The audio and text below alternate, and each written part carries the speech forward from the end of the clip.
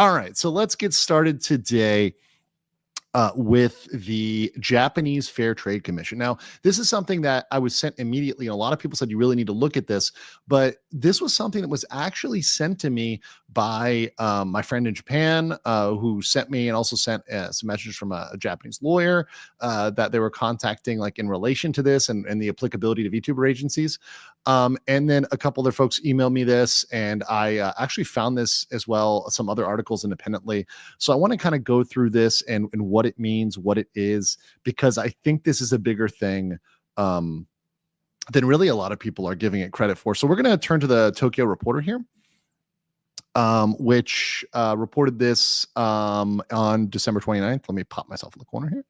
And this says the Fair Trade Commission says talent agencies could be violating the Anti-Monopoly Act. Now, the issue here is, okay, you're thinking talent agencies. Well, does this say explicitly Hololive and Ichisanji? Well, no, it doesn't, right? But regulatory bodies don't come out and single out companies unless they're actually, issuing a fine or a penalty. When they're issuing guidance, they issue it to a broader industry sector.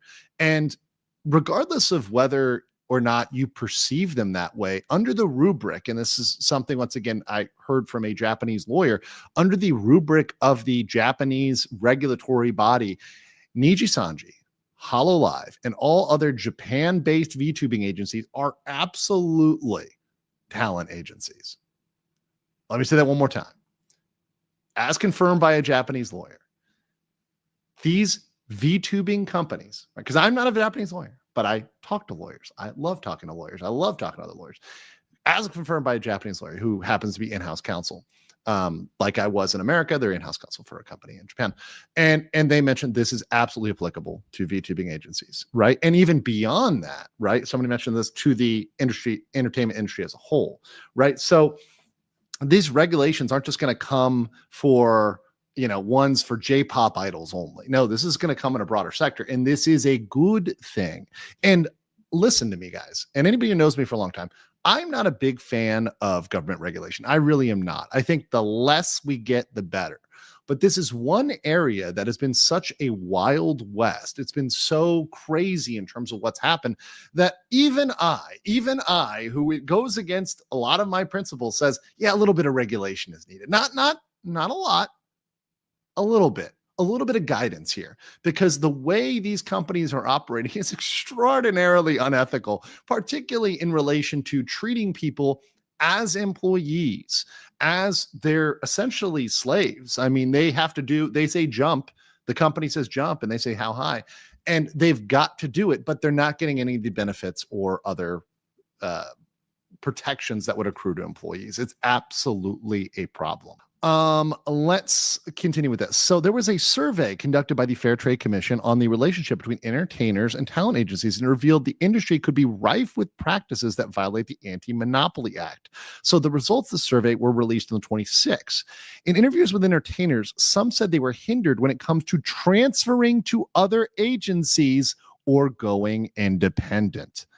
Does this sound familiar to you? Does this sound familiar to you? Absolutely. This is a massive problem in the VTuber industry, where they try to prevent you from leaving or going indie, and they try to punish you. Right here, some entertainers reported their agency has been threatened regarding transferring to other agencies or going independent, saying they will no longer be able to perform in the industry. And they pressured broadcasting stations not to feature them. They've been forced to change their stage name after leaving. Also, here's a big one: verbal contracts, right? Talent agencies should not make statements or take actions that lead entertainers to hesitate to transfer or become independent. So what they're saying is, hey, you're making all these requirements, you're issuing all these requirements. All right, relationships between broadcasting stations and talent agencies. Obviously, this you might think wouldn't apply, but guess where this could apply? This could apply with the relationship between YouTube or Twitch or the other platforms, right? So if they are saying, if you quit Hololive or Nijisanji, we will make sure to salt you and make sure YouTube or Twitch or whatever doesn't partner you or whatever, try to interfere in those relationships, yeah, they get in trouble for that. That's a good thing. And we don't know what they are or are not verbally threatening people with. We have no clue because we've heard some things, but is it possible? Absolutely. Is it something that happens in industries? Absolutely. Where they will say, hey, we're going to blacklist you. We're going to get you so you can't work in this industry at all whatsoever. That's an absolutely credible threat. And it's a good thing to stop those sorts of threats. And then here we go. Agencies have overwhelming power. That is listed as one of the major problems here. We didn't sign any contracts. It was just a vague verbal agreement. It wasn't disclosed until my performance fee was transferred. I wish they'd specify the working hours and the amount of compensation. What does this sound like? The contracts we've read, where there are no working hours, the compensation says vague, or in many contracts, it says, when you look into the contract, it says TBD, or the amount of the fee will be negotiated elsewhere. And then it's just a verbal discussion that they have. Oh yeah, we'll pay you 1%. We'll pay you 2%. The need you 1%, right? Where are these things? Once again, these things have to be in writing. They have to be contractual. They have to be clear, and they should be, because when you go into a relationship as an employer-employee, you should know everything that's expected of you. And that's not unreasonable. And I know that people can get away with trying to say, oh, it's Japanese companies and Japanese culture. It's still unacceptable. Even in Japan, you should have those sort of relationships established. And you can decide whether you want to agree or disagree with those conditions when you enter into that contract. So that was one big one from the Tokyo Reporter. And there was another one I wanted to go through here, which also gets into it with the Asahi Shimbun. Over here, this is also another one reporting on this, which is agencies control entertainers with vague contracts and threats, says the Japanese FTC. So bullying, this is bullying, vague contracts, threats to livelihood, and pressures on competitors are used to keep entertainers in line under their control. This sounds exactly like the VTubing agency, exactly like VTubing agencies, to be honest. And this action, and they pointed out here, although contracts that are very aggressive are not necessarily illegal, ambiguous contracts could put entertainers at a disadvantage, leading to abuse of superior bargaining power, which is prohibited under antitrust. And this is what I've been pushing for in terms of awareness and in terms of getting this message out there, that regulatory bodies, particularly in Japan, are going to look at this and say, yeah, we can't have this happening because people are being taken advantage of. Contracts should be clear and in written form. And here's another one. A quarter of talent agencies hold the right to unilaterally extend a contract, even if the entertainer wants to leave.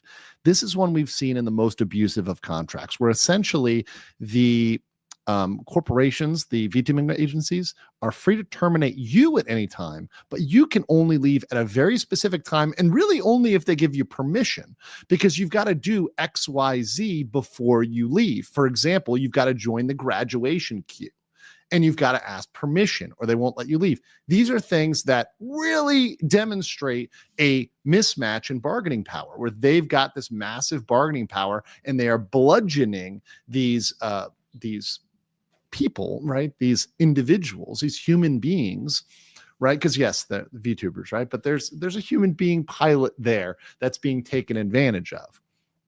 And that leads to performers abandoning their plans for independence or moving to another company. And so this is one thing that I think is going to come to them. And once again, speaking with a Japanese attorney, they said that this absolutely 100% applies to VTubing agencies. So this is not something that they're going to get out of. This is not something that they're going to shy away from. And in fact, I think the good thing about this publication on the internet, right? Us talking about VTubing topics. And by the way, these getting picked up by big channels. I mean, Asmongold talks about this. A lot of other big channels talk about VTubing issues and VTubing contracts. This is actually making them more aware. So I actually do contribute it, not just to myself, but to everybody, the community of people that have been covering this and getting the word out about these abusive relationships. I think we're winning.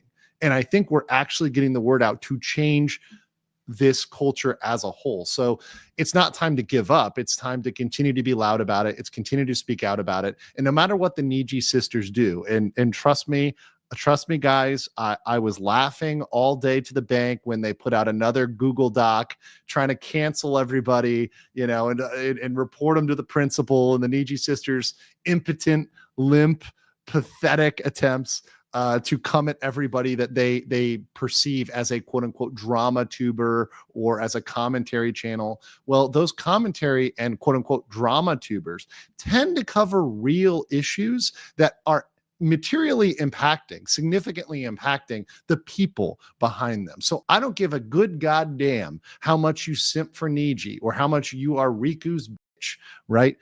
These people are being taken advantage of.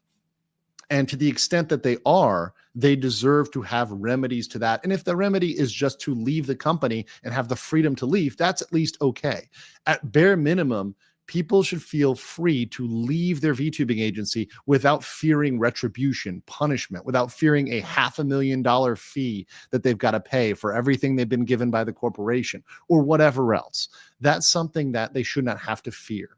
And I don't care who that pisses off, right? I really don't. So that's a good thing. I'm very, very happy about this. And I know that the NDF is going to be big mad about this one. But this is coming for Niji. This is coming for the people. And by the way, the HoloLive isn't exempted from this. This is something that would apply equally with equal veracity, with equal strength to HoloLive and every other corporation. So, if you're doing the right thing, if you're treating your talent right, you have nothing to fear with this. This is not something that a good corporation is going to have to worry about from a regulatory sense. This is really targeted at predatory agencies, predatory establishments, predatory companies, and I absolutely could support that. And once again, this is a part where people like to paint me into a picture of, oh, Andrew is all this or all that, or Andrew's anti-government. No, not necessarily. If there's a common sense piece of regulation that can actually help, I fully support that. Now, if it's needless regulation that does nothing but burden people, particularly burden the individuals that are creating the content, I would have a problem with that, right? But this isn't. This is burdening. This is getting rid of a predatory practice.